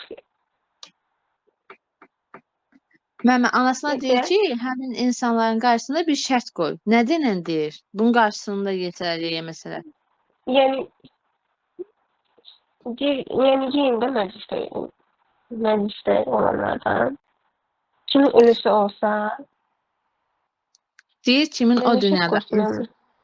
elə odur da, yəni kimin ölüsü olsun, onu nəzərdə tuturam. Hə. Deyir kimin o Hə. dünyada adamı varsa, getsin, süfrədən yesin. Bəli. Əgər deyir, sən Hə. bunu desən, Bir onlar nəfər yesə, yeməsələr, süfrədən.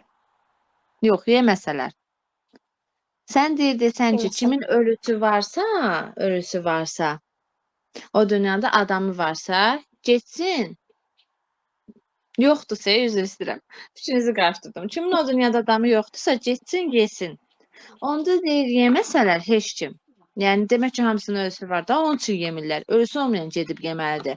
Əgər deyir, heç kim yeməsə, onda sən deyir, başda ahnalə çək. Bu dünyanın acı qəmini ye. Yəni, deyir, mənim üçün yaz saxla. Yox, deyir, sən belə deyəndə, yəni, onlar yeməyib qıraqda dayanırsa, da bil ki, hamısının ölüsü var da, onun üçün yemirlər. O süfrəyə uzatmırlar. Deyir onda hə, bil ki, ölü tək onda yox, həm də səndədir. Yəni sən bu dünyada tək deyilsən. Ondan sonra deyir, məndən ötürü yad saxlama. Belə. Bir də mənim vəsiyyət hissəsində yenidən qeyd edilirmi ki, məsələn, insanlara xoş davransın və s. kimi məqamlara toxunulurmu?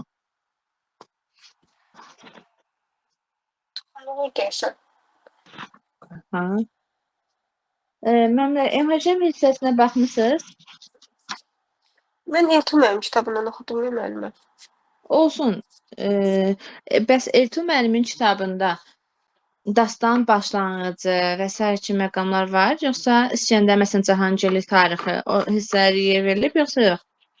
Var müəllimə. Var. Var. Feyləqus haqqında nə məlumat verə bilərsiniz müəllimə? O MHM-də olan hissədə, yəni qıraqda olanda Feyləqus haqqında məlumat var. Bir dənə sual verim. Bizim əldə etdiyimiz hissələr, yəni həm MHM, həm PDF ikisini bir nəzərdə tuturuq. Artıq elə biləcəksiniz ki, ikisi birdir də.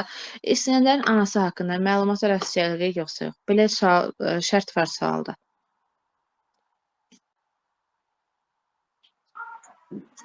Düşündürmüş. Yoxdur Var müəllim. idi, var. Anası ilə bağlı deyir 9 aylıq bir gözəl, yəni bətnində 9 aylıq bir körpə, bir gözəl vardı sarayda. Mən o digər kitabdan xəbərsizəm. Amma bu MHM-də olan dastanın başlanğıcı hissəsi var. Mən onu sizə dərsdən çıxanda ataram, baxarsınız oraya yenə də. O hissədə Feyləqus haqqında danışır. Yəni deyir ki, Rumda belə bir mərhəmətli, hökümlü bir hökmdar var. İnsanlara yaxşılıq eləyir, öz yaxşılığıyla seçir. Hətta deyir onun səsi sorağı gedir. Burada bir ifadə də var. Yəni Feyləqusun çox yaxşı adam olduğunu göstərmək üçün Yəni ədalətli. Kurdları onu deyirəm. qoyun ayağını bağlamaq belə bir ifadə var idi. Bəli, ədalətli bir hökmdar olduğunu göstərmək üçün deyir ki, hətta o qədər ədalətlidir ki, qurdu da qoyunun buduna bağlayarmış da elə. Deyir ki, Feyləqusun təsviri verilir. Orada sonra deyir ki, Feyləqusun paxıllığını çəkir dara, ona rəqib olmaq istəyir və deyir ki, dava olsun, bunlar qarşı-qarşıya dursunlar. Amma deyir yenə Feyləqus xalqın rifahını düşünərək belə bir addımdan Xərac verir. çəkinir. Bəli, xərac verməyə razı olur. İstəyir ki, yəni ölkə üçün bir gərginlik olmasın. Ondan sonra Feyləquzun qəsrində deyir, bir dənə gözəl xanım var.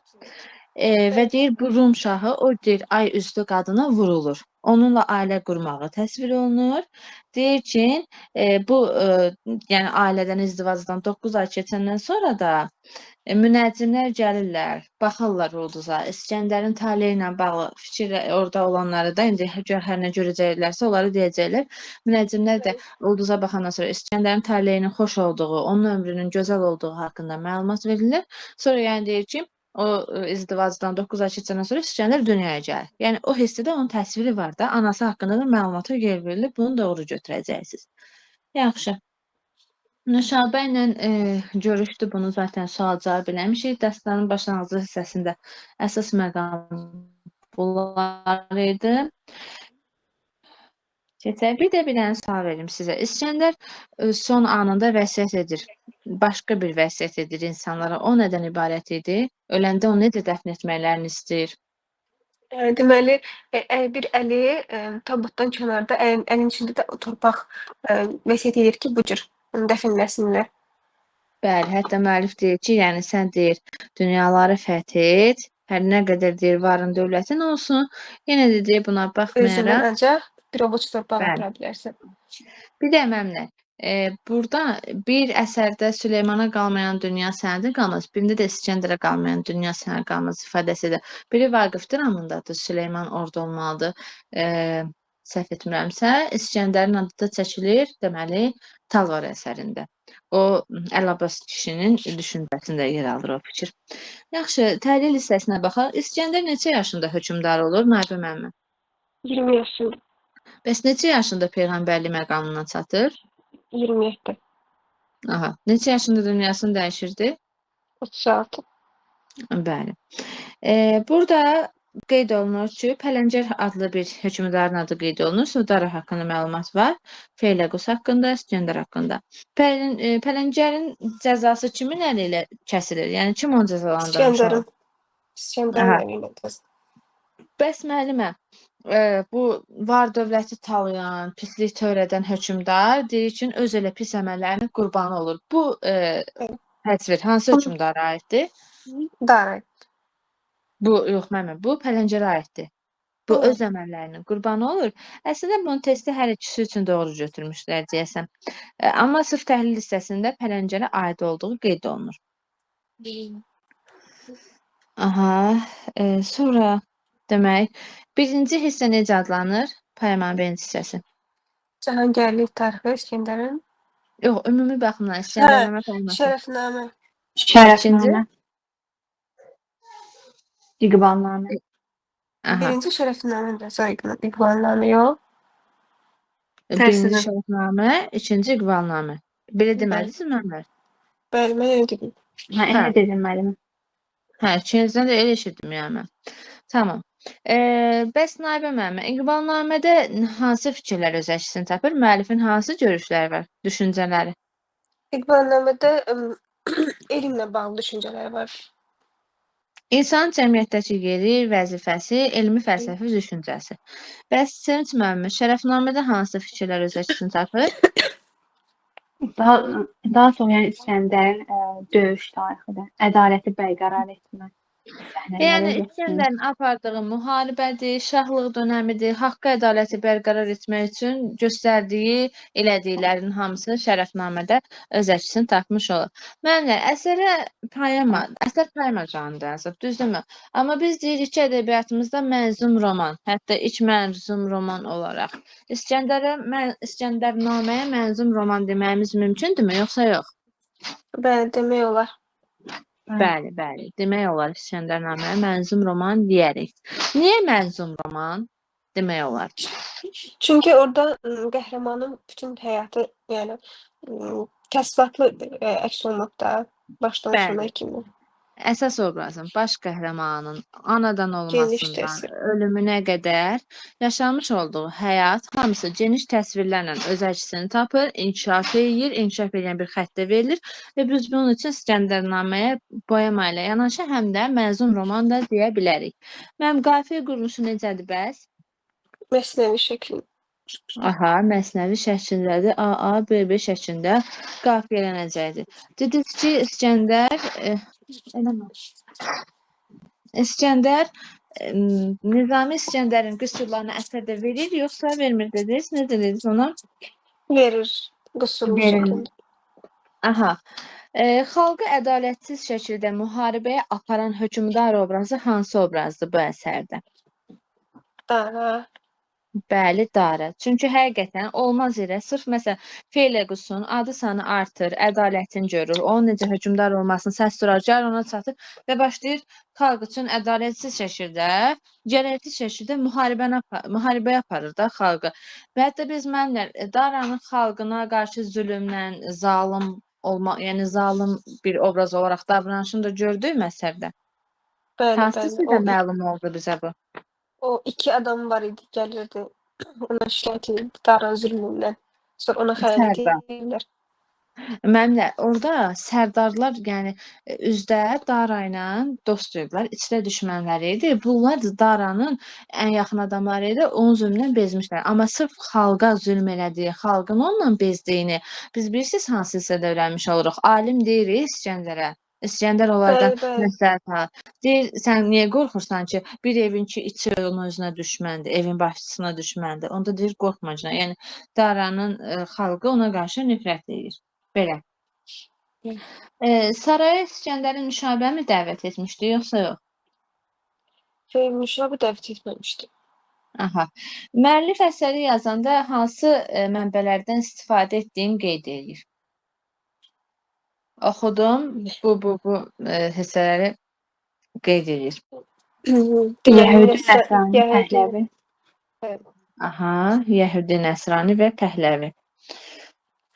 Bəs müəllim, burada deməli bir hissə var. Deyir ki, mən İskəndəri yazmağa çalışsaydım, o həyatını yazmağa çalışsaydım, daha qısa yazardım. Bəs nə səbəb olur ki, şairin yazdığı əsəri belə uzun, geniş olur? Nədən istifadə etdiyi üçün? Əsərin özündə verir, təhlil hissəsində deyil. Cahangirlik tarixində yer alır o hissə.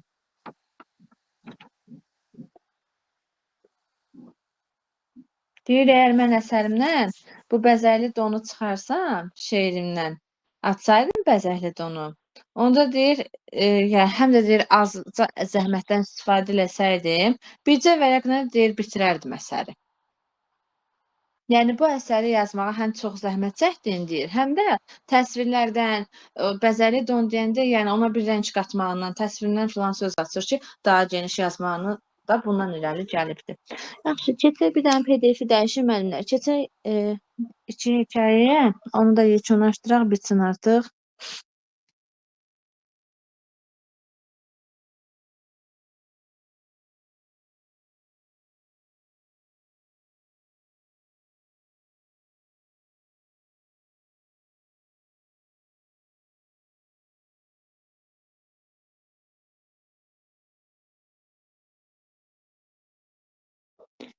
Sevinç müəllimə, Yaralı Uşağın Dastanı əsərində müraciətdən istifadə olunubmu? Xeyr. Bəs digərində Sultan Səncər və Qarıda? Orada mən uşağam.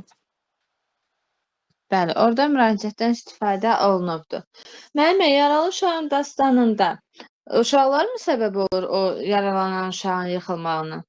Xeyr, özü qaçıb yıxılır, sürüşür, ayaqsınır. Aha. Varlığına dayanır.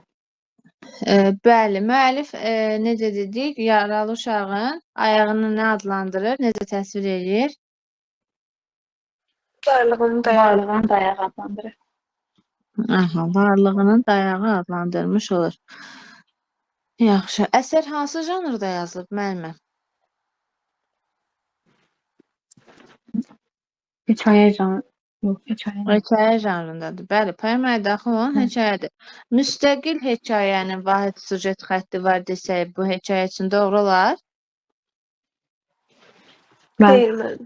Bu hekayənin doğru. müstəqildir mənim. Amma Əsərin yox. Gözdən görüm müəllimə, üzr istəyirəm. Oradan kimsə dedi, bəli, doğru olar. İzah eləyin görüm niyə doğru olur. Hər hekayənin müstəqil süjet xətti var, amma Sirlər Xəzinəsi poemasının vahid süjet xətti yoxdur. Aha. Hekayələrin vahid süjet xətti var. Doğru deyirsiniz. Sirlər Xəzinəsinin vahid süjet xətti yoxdur. Bunu da doğru deyirsiniz. Amma mən sualda belə dedim ki, müstəqil hekayə olaraq vahid süjet xətti var. Bu fikrim doğrudur müəllimə? Xeyr. Bu müstəqil deyil də. Bəli, yəni müstəqil deyil. Digər müəllimlər də məncə elə dedilər. Müstəqil hekayə deyil. Biz buna müstəqil hekayənin vahid süjet xətti var deyənməliyik. Sadəcə olaraq hekayə yazılında, janrda yazılmış əsərdir. Vahid süjet xətti var. Belə deyirik. İndi paylaşım ekranı sizdə görün, zəhmət olmasa.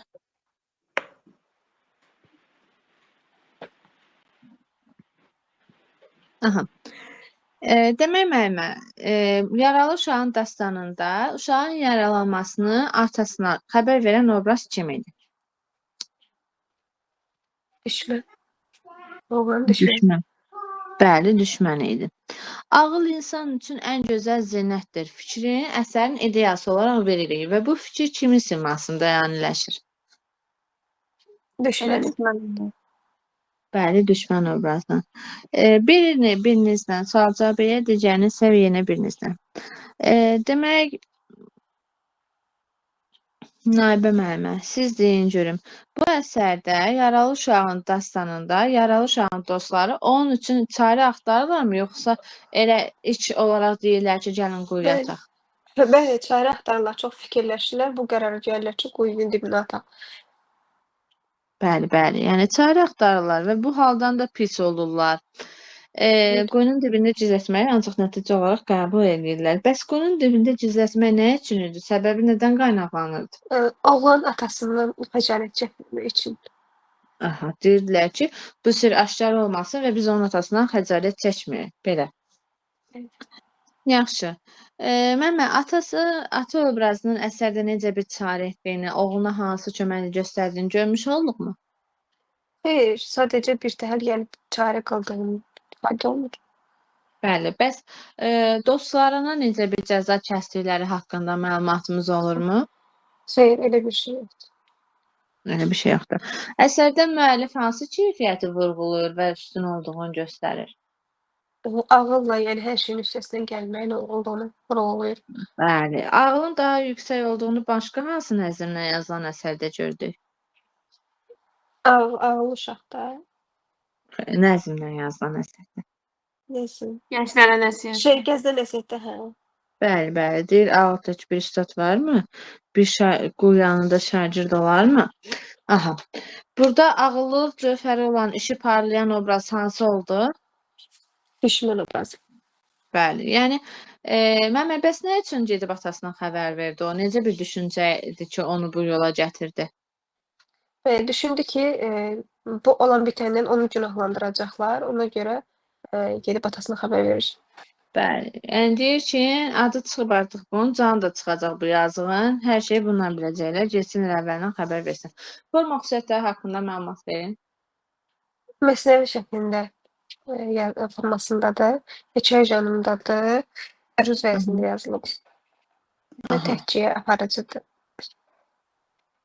Bəli. Bəs İskəndərnamə hansı vəzində yazılmışdı? O da məsnevi formasında yazılıb. Əruz Bəli. vəznindədir. Bəli, bəli.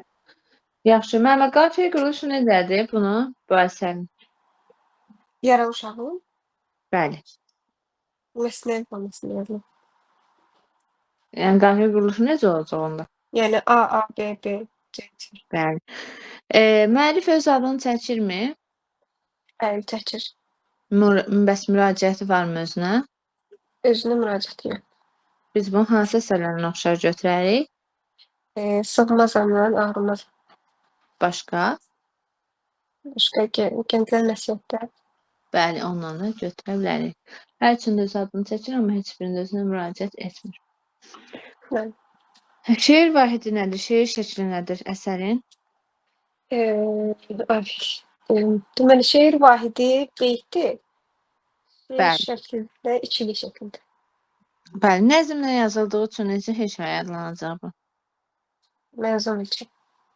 Bəli, məsum hekayə adlanır. Müəllif əsərdə ağılsız dostla ağıllı düşməni bir-birinə fərqləndirməyi vurğulamağa çalışırmı? Yəni belə bir Bəli. məqama yer verilibmi? Aha, bəli. Müəllimə, Sultan Səncər və Qarı haqqında da bir neçə sual verim. Sevinç müəllimlə davam edir. Sultan Səncər və Qarı hekayəsində birinci hissədə Qarı necə obraz olaraq çıxış edir? Birinci hissədə şikayətçi, ikinci Bəs hissədə ikidə? ittihamçı. İttihamçı. Qarı deyir ki, bu səbəb oldu ki, darğa gəldi mənim cəmaatın gözünün qarşısına döydü, evimə də zülmü möhrün vurdu, getdi. Nə idi səbəb? Səbəb o idi ki, darğa kefli idi. Darğanın sərxoşluğu, bəli. Bəli. Yaxşı. Darğanın qadına qarşı etmiş olduğu bu sayğısızlıq, onu döyməyi, təhqir etməyi, cəmaatın qarşısında saçından tutub dartmağı da, yəni bu yerdə falan sürmək. Bunun zərəri təkcə qarıya mı olur? Yoxsa qarı bunu necə ifadə edir? Deyir ki, mənim ismətim yerə salınır, sənin də ədlin yerə salınıb. Hökmdara da deyir ki, sənin də ədlin yerə salınıb.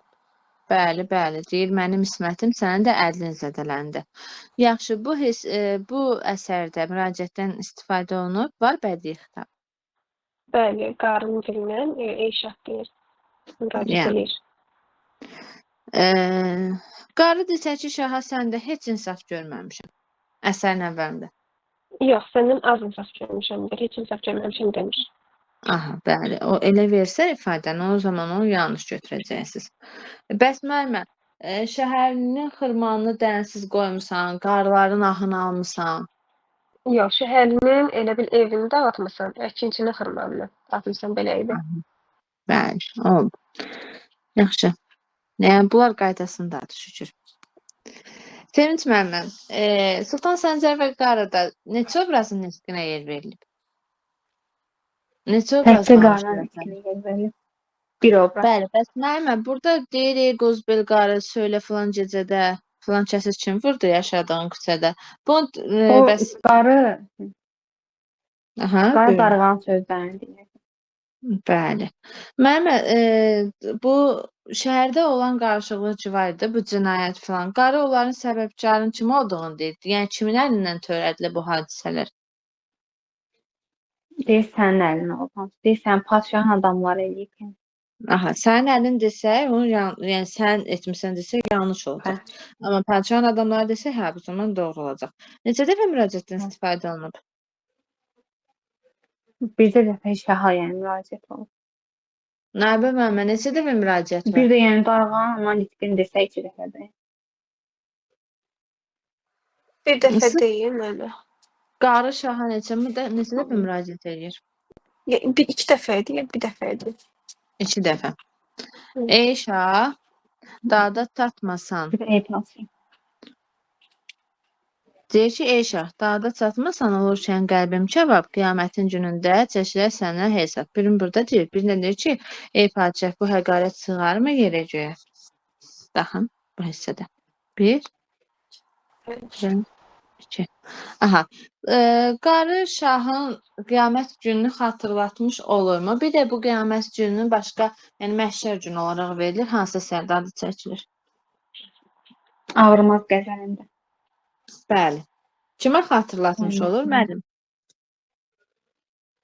Burada qarı şaha xatırladır. Orada da Nəsimi oradakı Kimin yeri var idi deyirdi. o da şahın adamları. Mənim ağrımazda Aha. şahın adamlar. Aynen o Zahide. Aha. Namərd. Zahid də demir. Deyir ki, meydan cəhli namərdin meydan günündə, yəni məhşər günündə yeri var. Meydan qoyub qaçan namərd adamlar ki var, ümumi namərdlər deyir. Deyir, onların məhşər günündə yeri var. Tamam.